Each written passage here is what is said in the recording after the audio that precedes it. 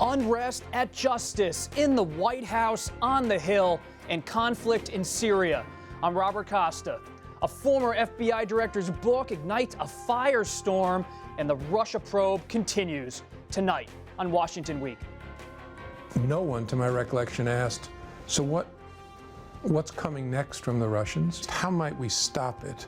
President Trump reacts with fury, unleashing a barrage of tweets about Comey's allegations. James Comey is a proven leaker and liar, Trump wrote, adding, "It was my great honor to fire him." And the Russia investigation takes a dramatic turn. The president's personal lawyer now in court after an FBI raid may have captured audio recordings. And the future of Deputy Attorney General Rod Rosenstein, who oversees the federal probe, remains uncertain, even as he visits the White House. Meanwhile, House Speaker Paul Ryan tells congressional Republicans already nervous about the midterm elections that he will not run again this fall. I will be retiring in January, leaving this majority in good hands with what I believe is a very bright future. We go inside Ryan's exit and what it means for the GOP and the president. The world turns its attention to Syria. How will the Trump administration respond to the chemical attacks? We discuss it all with Abby Phillip of CNN, Michael Crowley of Politico, Philip Rucker of The Washington Post, Cheryl Gay Stolberg of The New York Times, and Nancy Youssef of The Wall Street Journal. This is Washington Week. Once again, from Washington, moderator Robert Costa. Good evening. The headlines from James Comey's tell-all book, A Higher Loyalty, come amid a torrent of developments in the special counsel investigation of Russian meddling in the 2016 election. The FBI raided the home, office, and hotel room of President Trump's personal lawyer, Michael Cohen, this week. The raid gathered documents and electronic devices. In federal court Friday, Cohen asked the judge to block the Justice Department from having access to the materials, which may have included conversations with campaign advisors, recordings, and perhaps of even his most famous client. Court papers filed Friday say the searches are, quote, the result of a lengthy investigation into Cohen seeking evidence of crimes. The raid sparked the president's fury, to be sure, and ruptured talks with special counsel Robert Mueller. Up until this week's raid, it seemed the president was prepared to sit for an interview with Mueller. Now that may be off the table. And today, there are reports that Deputy Attorney General Rod Rosenstein, who heads the Mueller investigation, has expressed concern that he may be fired. Abby, you've been at the White House all week reporting. Where is the White House moving tonight in light of all this activity with Michael Cohen? We've heard, and there have been many reports, that the president and Cohen spoke by phone. Right, which is not unusual for this president, who has a pattern of reaching out to people who are under investigation, who he probably shouldn't if his lawyers had any say. But at the White House this morning, there was a sense of anxiety on multiple fronts. One, about how the president would react, what he would do. He's here in Washington for the whole weekend, which is a change of plans. He was supposed to be in Peru, far away from the television screens, far away from the triggers that would cause him to react as harshly as he could have on social media. So now he's here and he's going to let loose. And this weekend started earlier than I think even the White House imagined, with some of the excerpts coming out overnight. There was anxiety about what he would do, but also real anxiety about where this is all headed. Michael Cohen is a gatekeeper in Trump's world, in his personal life, in his business life, and also in the campaign in some ways. And so it's a huge Pandora's box for this White House in a way that a lot of people had not experienced up until this point. And it's been confirmed, Phil, he's under criminal investigation. He is, and a big challenge, I think, for Trump's team is they don't know where this investigation is going. They don't know what was seized in those raids. They don't know what information the FBI and Robert Mueller may have about Michael Cohen. There's concern in Trump's orbit. Our colleagues at the Post reported this yesterday that they may have seized tapes, that Cohen would record a lot of his conversations, including potentially with the president and before he was president. They don't know what kind of information is in those tapes. So there's a real heightened sense of almost alarm about where this is all going. What about attorney-client privilege? The president's saying that this violates that. Well, it's unclear what kind of communications they had. Presumably, if Michael Cohen were giving Donald Trump legal advice, then attorney and client privilege would be invoked. But what if Michael Cohen were just a campaign advisor, a friend, a close confidant? It all depends on these communications, and this will be something that will have to be sorted out. We're told at the Times that the president is more concerned about this Michael Cohen criminal investigation than he is even about the Mueller probe. And you've been editing stories all week, Michael, about the Russia probe. Bob Mueller seems to have sent this to the Southern District of New York, the U.S. attorney. Why? Well, there are a few reasons for that. One could be that the charges or the suspected crimes involved here don't directly relate to the Russia investigation. So, in fact, what Mueller might have done is stumbled on evidence that, for instance, the payment that Cohen made to Stormy Daniels, he has information that there was violations of campaign finance law, illegality, bank fraud, that Cohen is lying about what he did. So it could be that it's just out of his lane. It could also be sort of extra caution, where he may think that there is some element of the Russia investigation involved in the evidence that was turned up, but that he wants to create a little bit of distance, anticipating that the president is basically going to freak out over this raid. And that, all the reporting we've seen is that for President Trump, this was taking things to a new level of outrage. Lines have been crossed, and Mueller might have made a kind of strategic decision that it might be nice if he can justify having someone else carry out that work, that he would. One quick point on attorney-client privilege. Remember, a lot of people have to sign off on a raid like this, and it goes to the Justice Department, a federal judge, and so the fact that there could be some violation of attorney-client privilege, despite the normal protections that it faces, I think shows the seriousness of the, I guess you would call it, probable cause that was at issue here.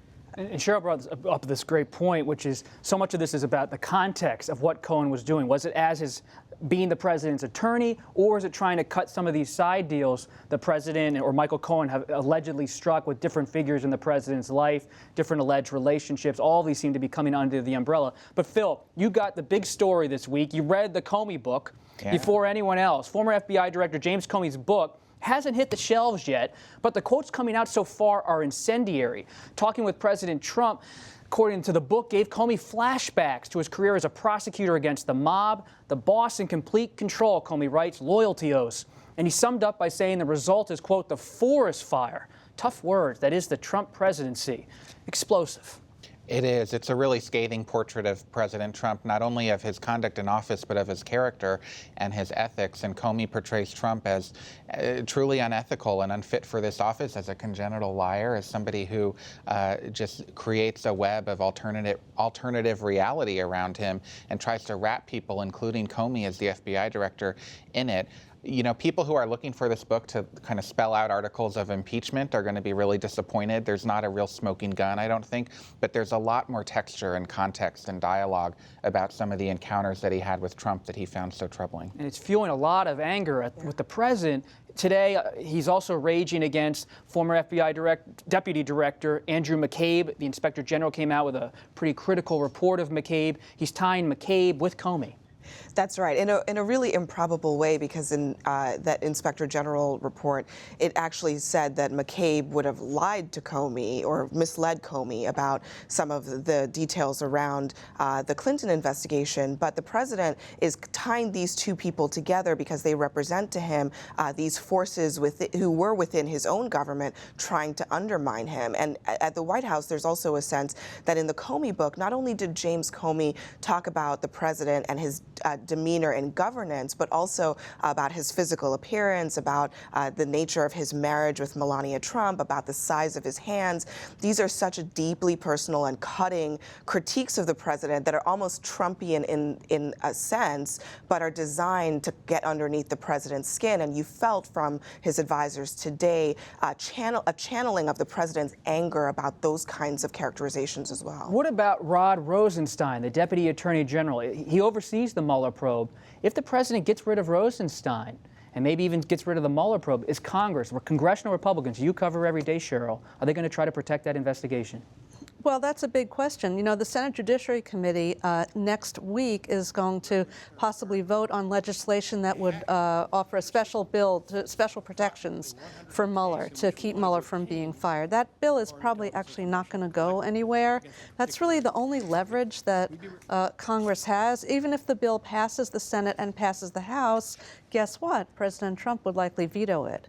So I think there would be a lot of outrage if Rosenstein were fired, and even more if Mueller were fired. But really, it's unclear what Congress can do to stop that.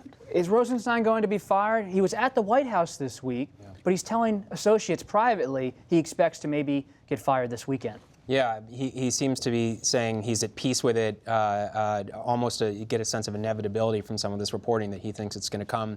There's nothing he can do about it. It's his fate.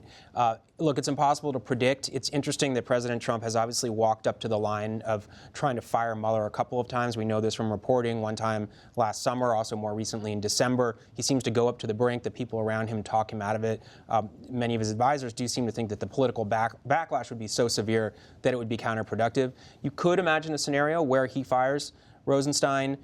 Republicans fulminate for a week or so, and like so many things in the Trump presidency, it kind of fades. Someone else comes in, and what could happen is Mueller could remain special counsel, but he would report to a new person who would put narrower limits on his investigation. And for instance, a Rosenstein replacement could prevent something like the referral of the Michael Cohen evidence to the Southern District of New York and prevent that step of the investigation from unfolding. So you could kind of rein Mueller in without ending his investigation entirely and sort of imagine a scenario where the political system can bear that. Certainly a chorus of voices out there urging the president to fire Rosenstein. So far as of this broadcast, there hasn't been any movement. I spoke with Steve Bannon this week, the former chief White House strategist, who said the president has to fire Rosenstein to get this cloud outside of his White House. But let's turn from 1600 Penn to Capitol Hill, because House Speaker Paul Ryan announced this week that he will not seek re-election this fall.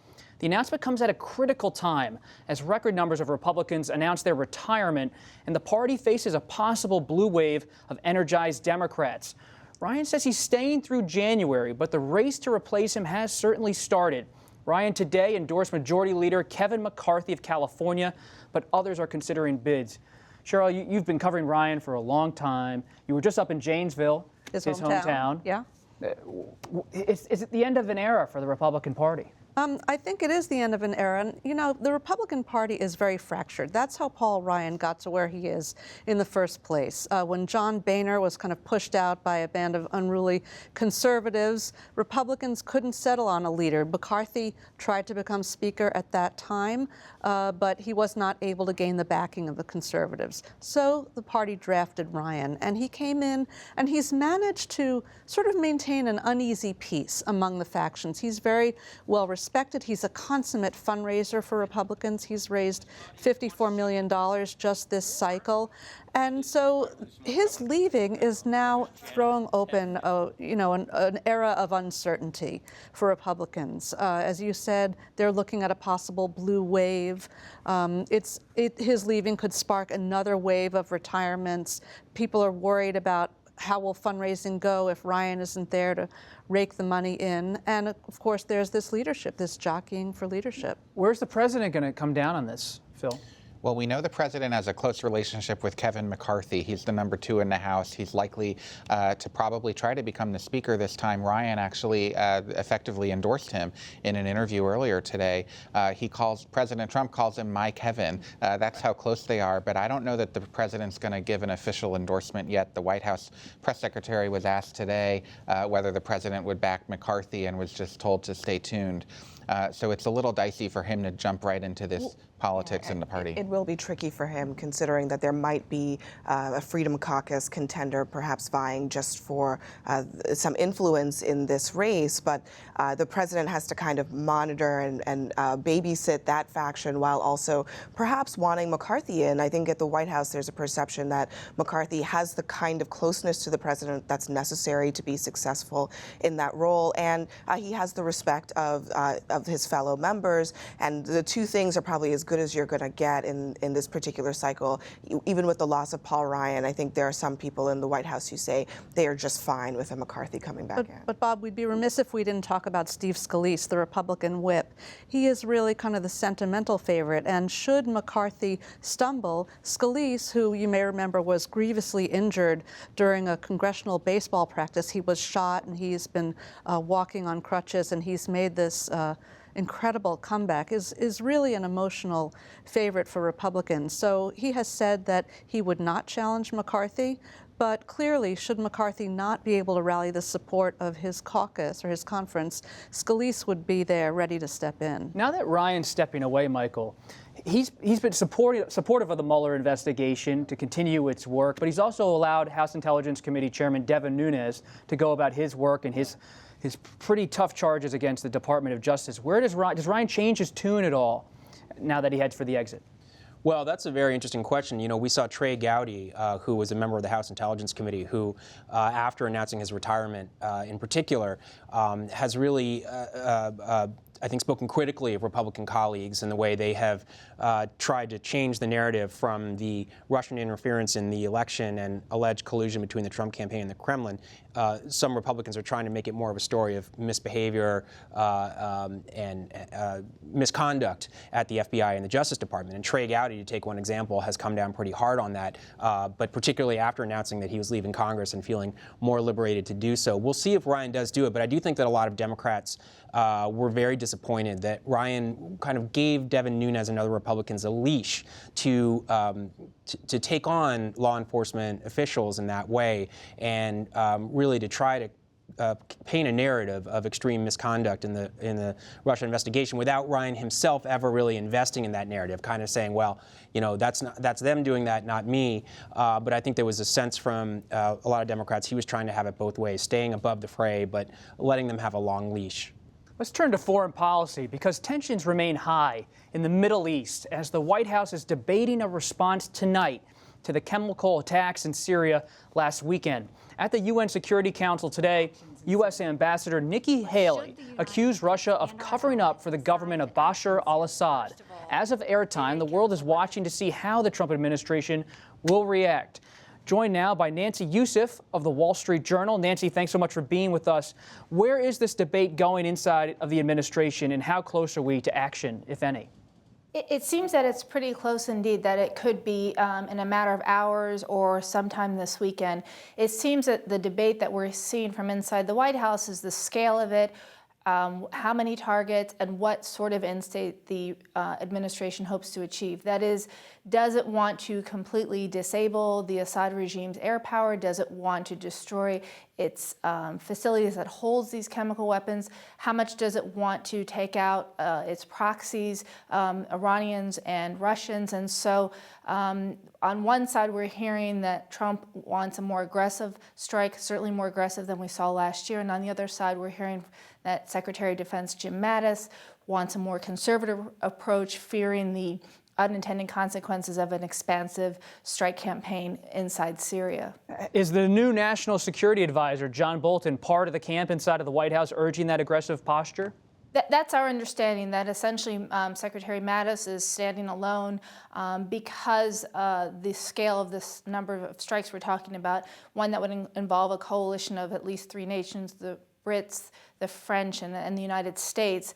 And again, we're seeing the Assad regime do things like hide their assets amongst Russian bases, near Russians, and so there's the possibility that in trying to disable the Assad regime, that Russian targets are hit. And so I think there's a real concern about what are the consequences of a strike campaign. Could we see a scenario where the strikes do damage but also lead to new conflicts with Russia? And remember that the United States has a deconfliction line with the Russians on the eastern side of the country to make sure that U.S. troops are not put in harm's way during the ongoing battle against ISIS. Nancy, stay with us. Michael, Russia has been denying the chemical attacks. In fact, they've been blaming the United Kingdom for having some kind of covert operation to do this. What's the state of play?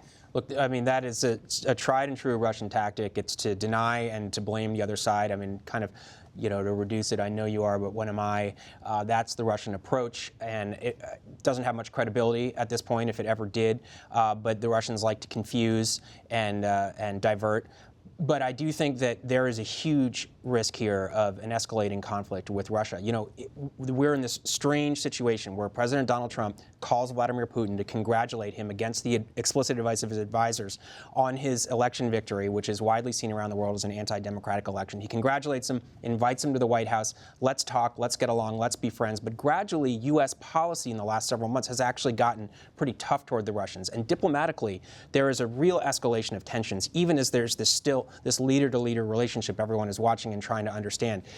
The Russians are talking in very bellicose terms about potential American action against Assad, who is a Russian ally. Russia came in essentially to prevent Assad from being toppled. They hate seeing America use force around the world, and there's a battle for influence in the Middle East specifically right now.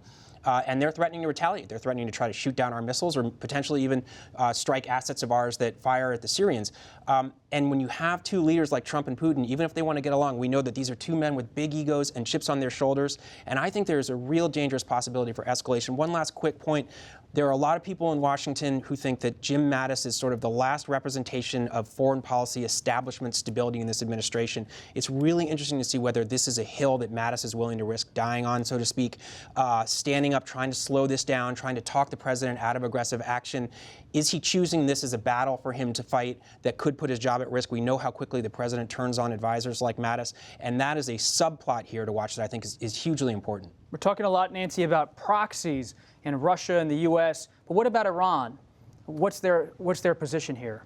So Iran has ground forces in Syria and have a vested interest in seeing Assad stay in power. We've heard rumblings from Iran about objections to any strike campaign, but the complicating factor that they bring to it is because they're on the ground and so intermixed with Syrian forces, there's the potential of killing Iranian proxy forces on the ground. And I think it's an important thing to point out because this is very different than last year's strike. Last year's strike was a show of force strike. It was a messaging strike. And the terrain was not as sort of complex with proxy forces as it is now. In addition, the U.S. had more clear evidence. Last year, this has been much harder. This is an area that's surrounded by the regime, and so it's been harder to actually prove precisely what happened while the United States holds the regime responsible. The specifics of what kind of chemicals were used are still being worked out. And so for proxy states, it's an open opportunity to sort of challenge the U.S. premise about what happened, what responsibility the Assad regime had in attacking the citizens of Duma. And so we're starting to hear those rumblings. But great. All right. Nancy, as always, really appreciate you and your fresh reports on the Pentagon. And Cheryl, welcome to Washington Week. Great to have you here. Great to have you. We'll continue this discussion about Syria online in the Web Extra. You can watch that later tonight and all weekend long at pbs.org/Washington Week. And stay tuned for the premiere of the new PBS program, In Principle. Here are the co-hosts, Michael Gerson and Amy Holmes, with a look at what to expect. Tonight, we explore bridging the political divide and fostering meaningful conversations. My co-host, Amy Holmes, asked conservative radio personality Glenn Beck about his role in creating a divided nation. Do you feel that there was any moment that you were cranking up the volume to get those ratings? Not intentionally. A fascinating interview next. In Principle airs Friday nights at 8:30 p.m. on this PBS station. And thanks for watching tonight. Washington Week, as always. Have a great weekend. I'm Robert Costa.